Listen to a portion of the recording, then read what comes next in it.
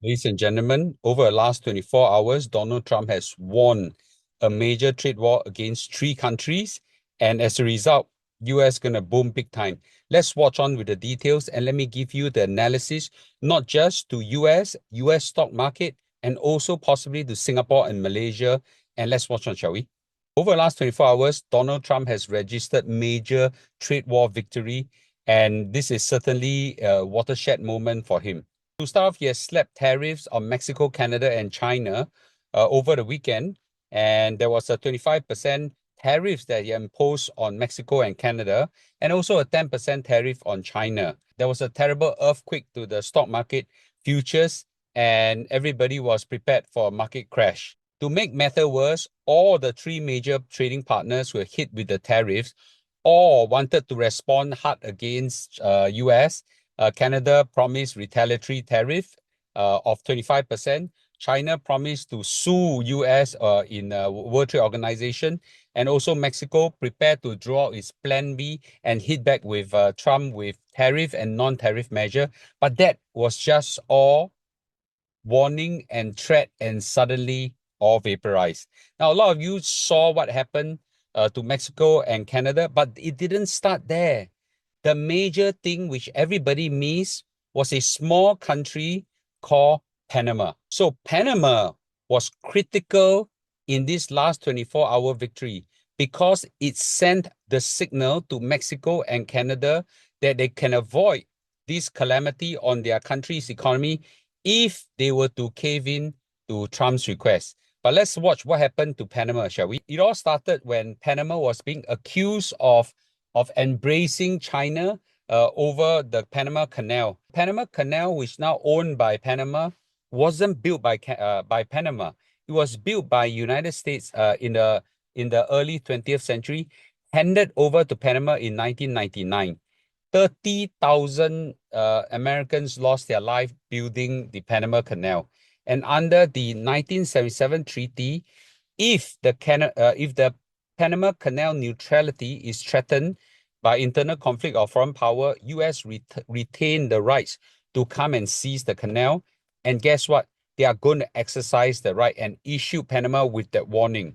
And that certainly is a big issue. And the Secretary of State, Rubio, from US flew over to Panama and actually demanded that Panama reduce the China influence over Panama Canal.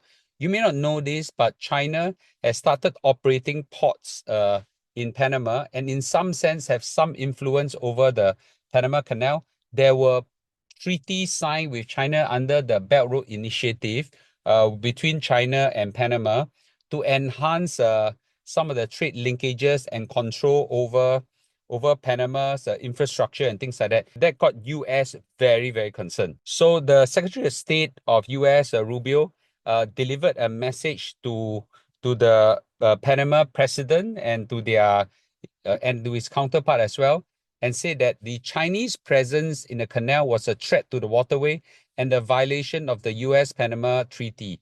And if something were to happen between US and China, China could easily seize the port and stop US ships from going through.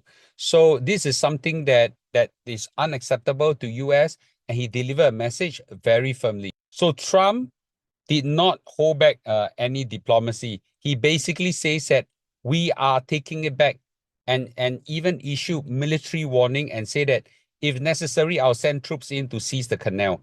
Nobody want to mess with US, and this is something that the Panama government took it very seriously. So in a quick change of tone, Panama President Jose Mulino came out with a statement and basically said this: Panama will not renew the Belt and Road deal with China anymore. So the BRI, Belt Road Initiative, is coming to an end with Panama.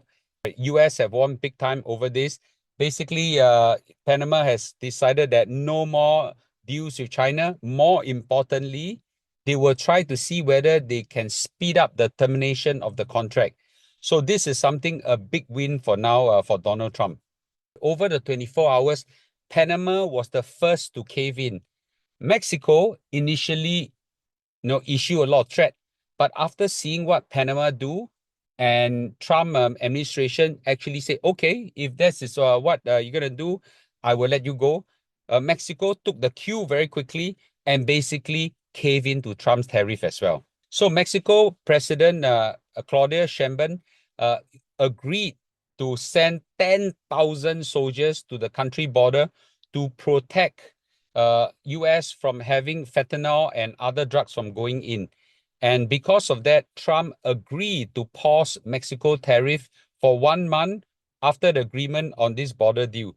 So this is a big win, a huge win for US because most country don't care what go out of their country. They only care what comes in the country. But having 10,000 troops, assuming they all play ball, this would basically means that the chances of drugs now leaking into US would likely go a lot lower. Mexico President Sheinbaum actually won a lot of praise for handling Donald Trump. She is a new president, just elected on October 2024, and she scored one big win because this tariff could potentially be lethal to the country's economy. So in a statement, she actually said this: Mexico will immediately reinforce the northern border with 10,000 members of the National Guard. National Guard is the equivalent of the Singapore reservists, by the way, to prevent drug trafficking from Mexico to US, particularly fentanyl. She also requested Donald Trump that the US to commit to working to prevent trafficking of high-powered weapons in Mexico because the drug cartel has all these powerful weapons from US, and US is very easy to get weapons, okay? And basically, both countries will work together on two fronts, security and trade. So there is some face saving for her also. She scored some win. Donald Trump scored some win as well. And for a new president, I think this is a big victory. Donald Trump asked her, how long do you need for the tariffs to be paused? She actually said forever. Trump basically said fat hope, right? So he gave her 1 month. And he insists that the commercial deficit that US have with Mexico need to be corrected. And the president of Mexico reminded Donald Trump that this is not a deficit. We are commercial partners, and the best way to compete with China is to work together. So she's very smart. She aligned herself to US and just said, I can help you fight your biggest trade enemy, right? So allow me some flexibility. You know what? She bought that 1 month. And right now, the trade representative from both countries are working together to see how they can work out a deal. So both Donald Trump and Mexico president won big time. In particular, Donald Trump won big time against Mexico. And right now, things are supposed to get better. Hopefully, after 1 month, things will get renewed and the whole trade war with Mexico will go away. We shall see, right? We shall see. I call it, let's be cautiously optimistic, shall we? The second country to cave into Donald Trump's tariff is, of course, Canada. So after Panama, then President Trump had a phone call with Mexico president. After that was a phone call with the Prime Minister of Canada. And guess what? Out of the phone call, Donald Trump agreed to pause the tariff on Canada for at least 30 days. And this gives him a lot of breathing space. So Canada's Justin Trudeau caved into Donald Trump's tariff threat and strike a $1 billion border deal. So the Prime Minister of Canada promised that he'll appoint a fentanyl czar to combat the drug that is leaking from the northern border into US. To be frank, most countries would agree, including Canada, say that very little fentanyl is trafficked across the northern border compared to the southern border. So about 43 pounds were seized in the northern border as opposed to 21,000 pounds, right? So the ratio is not the same. But I have friends who are from the government of Singapore that actually went to look at the drug situation in Canada. The fentanyl problem is very serious. There are some streets where the whole town has hundreds of zombies walking around on just staying there, bend down and just stay still. So fentanyl is a very, very big problem in Canada. And as a result, some could leak into US. It's not a surprise. So, close that border in the north and close that border in the south. That would stop fentanyl from going in. and Prime Minister Trudeau promised to work on this. So this is what Justin Trudeau wrote. I had a good call with President Trump. Canada is implementing a $1.3 billion border plan, reinforcing with new choppers, technology, personnel, I will assume drones of all forms, enhancing coordination with American partners, increasing resources to stop the flow of fentanyl. Nearly 10,000 frontline personnel are and will be working to protect the border. So I think this is a very critical thing. As I said, most countries don't give a damn what goes out of their country, but now Canada will make sure they check what is going out of their country as well. So he's also committed to appoint a fentanyl czar, list all these cartel as terrorists, ensure 24/7 eyes on the border, launch a task force between the US and Canada to combat organized crime, fentanyl and money laundering, new intelligence directive on organized crime and fentanyl, and we'll back it up with $200 million. And as a result, he won a 30 days reprieve. Now, to be frank, it's not all rainbow and sunshine because there's still a huge trade deficit. And Donald Trump called the relationship with Canada a one-way traffic. Canada don't allow US banks to go in, okay? Canada has been very tough on oil, energy, and they don't allow US farm products to go into Canada. So basically, they have trade barriers for US products to go in, and basically US let everything to come into US. So it's a one-way street. Donald Trump wants to correct that, and they'll be working on that as well over the next 30 days. 3 major victory in 24 hours. We got to give Donald Trump a salute for this solid victory.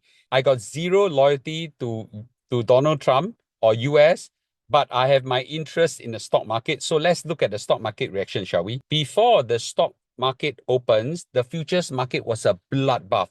2 to 3% crash on NASDAQ and S&P 500, and everybody was prepared for a Holocaust. And when the market opens, indeed, the stock market went down, okay? And suddenly, the deal with Mexico was struck and the stock market recovered, okay? Recovered. And later on, I was waking up and trying to see the response. Guess what? The deal was struck with Canada and the market further recovered as well to some extent, and it closed. Still, it was a decline of 0.8% because the whole problem is not over yet, but, okay, the hopes are high. Let's look at the futures right now. The futures look quite positive, right? Not a, bull run recovery, but there at least the situation right now look under control for the NASDAQ 100. And now for the S&P 500, it's the same thing. Initially, it was a big, terrible crash. And then later, the Mexico deal was cut. It recovered. And then the Canadian deal was cut as well. And right now, the S&P 500 futures looks stable. So I think we are hopeful that things are better. Surprisingly, the TLT, which is the long-term bonds, actually recovered. So whatever I lost in the S&P 500 and NASDAQ, I kind of recover it with the TLT. So this is what is supposed to be, right? Bonds and stocks move in opposite direction, correcting each other. Fortunately, in this case, it turned out that it helps to correct this movement. So overall position, I'm okay. Someone might ask, so Mr. Lu, you talk about Mexico, Canada, Panama. What about China? China gonna hit with 10% tariff on top of what existing tariff they have. Well, let's take a look, shall we? So right now, Trump has already announced that he plans to talk to China in the next day or two about the tariff on the country. Hopefully, President Xi and him will have a good conversation and they can avert some of this kind of trade war. He is very serious on this thing. And I think China, well, it's hard to say because China has a lot of nationalistic pride, okay? Unlike the Mexican and Canadians, right? So China has a lot of nationalistic pride, and they may put pride and power and authority, image over, dollars and cents. Besides only 10%, they may put some of this consideration, but I'm sure Trump would then threaten to increase the tariff up and things like that. So we don't know, but I'm optimistic that the Chinese will be level-headed and know how to play ball, especially on the fentanyl issue. Now, quite a lot of you guys ask me, Mr. Lu, across the board, so many countries kena already. Will Singapore and Malaysia get hit with Donald Trump tariff?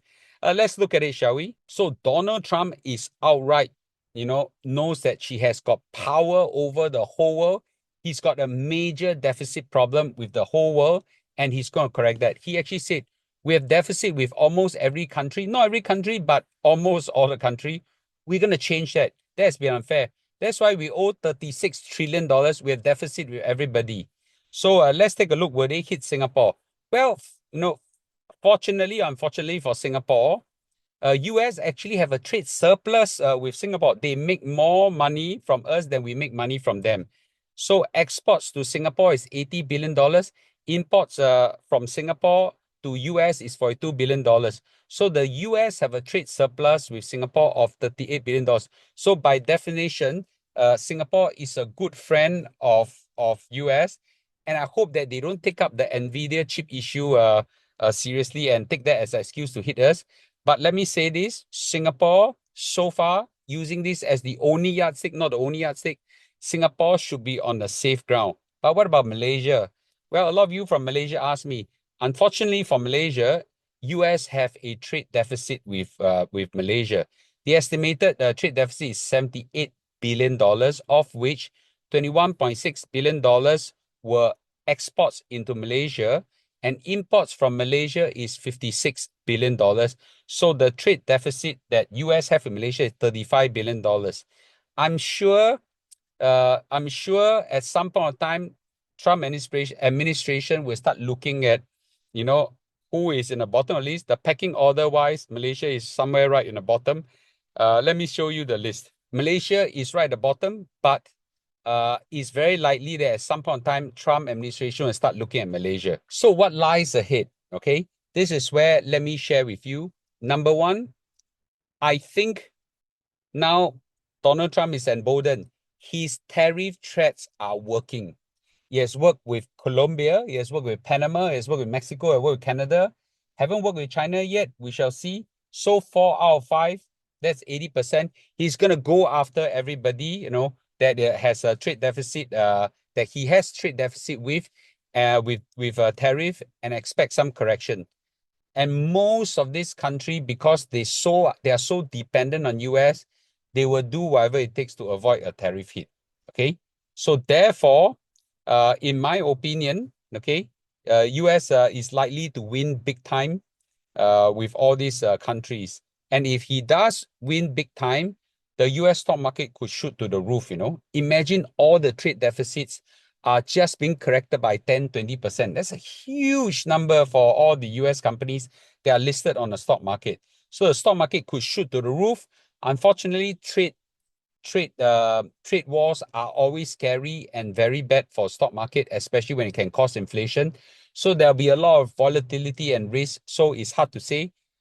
I'm cautiously optimistic, right? I'm not telling you to buy or sell. I'm cautiously optimistic that that things will come to a stability.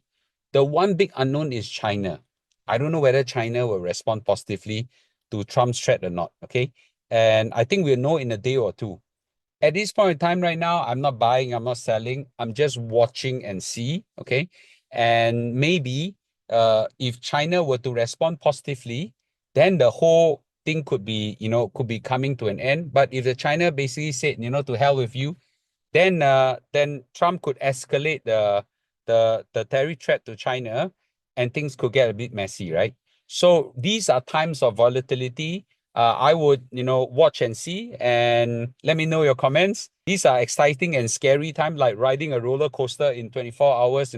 We see up and down, up and down, and down. I'll watch and see and keep you informed. Please remember to like and subscribe, because I'm going to give you real-time response to some of these things, my analysis, and hopefully, you will survive this volatility and roller coaster ride. I'll see you in a day or two. Bye-bye.